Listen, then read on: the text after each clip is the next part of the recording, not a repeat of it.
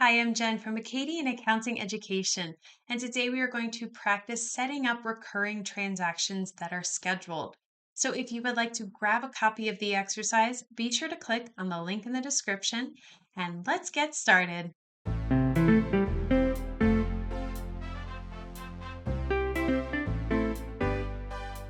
All right, let's go ahead and set up those recurring transactions.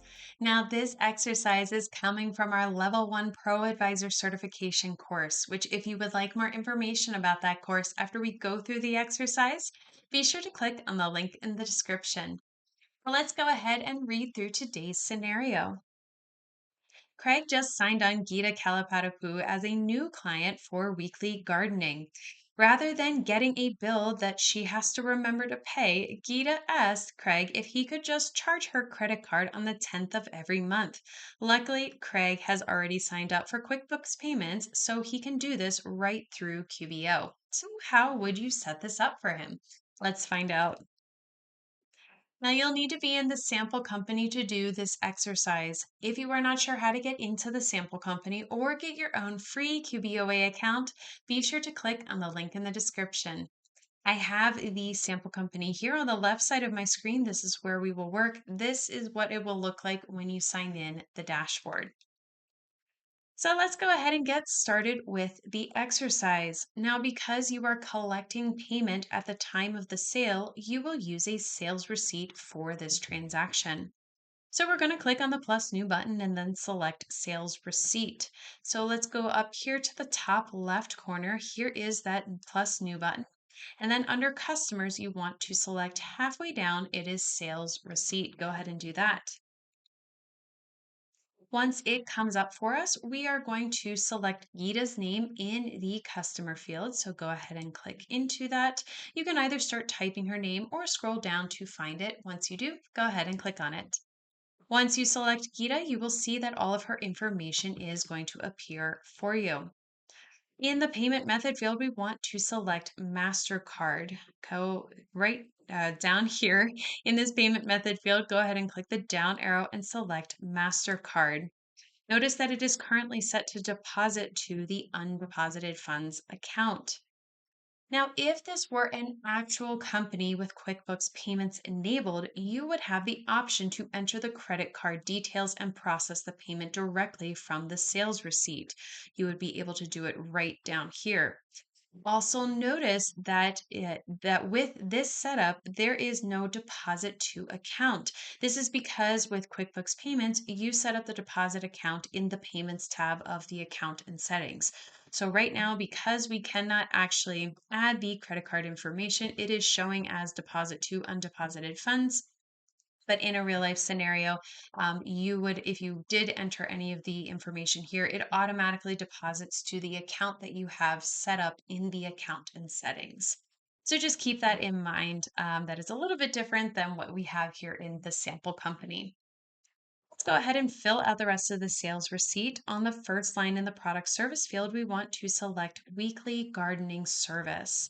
So if you click into this, you can either scroll or you can do what I'm going to do, or I was going to type it in, but it happens to be right here. It's this gardening right here.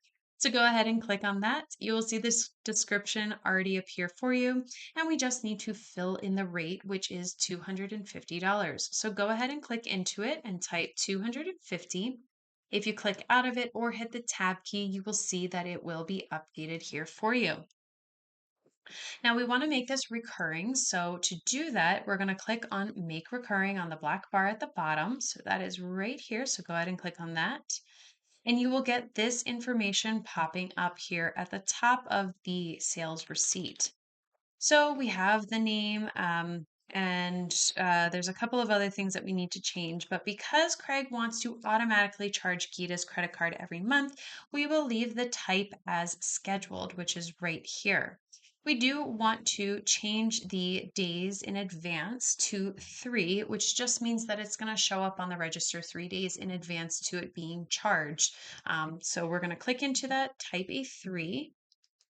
Now, if you remember from the scenario, Gita had asked Craig if he could charge her credit card on the 10th of every month. So to make sure that that happens, in the drop down right here, we want to click into it and select 10th. This is showing that the interval is every month, every one monthly on the 10th day is when she will get charged. Now, as discussed previously, remember that the payment method will be different in a real life scenario. Remember, you have the option to add in that information down here. All right, so we are good here. We are just going to click on Save Template. So we're going to click on that green Save Template on the bottom right corner. And now that recurring sales receipt has been saved. Now, if Craig wanted to set up the recurring transaction as a template to use whenever he needed it, rather than on a fixed schedule, he could have selected unscheduled from the type dropdown. If he wanted a reminder to edit the template rather than having it automatically show up in the register, you could select reminder here. Reminders appear in the Get Things Done tab of the dashboard. It does not appear to work here in the sample company, but if you can see this screenshot, you would be able to see what the reminder looks like in real life. But that is how you set up a recurring transaction. Now, if you like this exercise and you'd like to do more like it, or you would like more information about that Level 1 ProAdvisor certification course, be sure to click on the link in the description, and I will see you next time.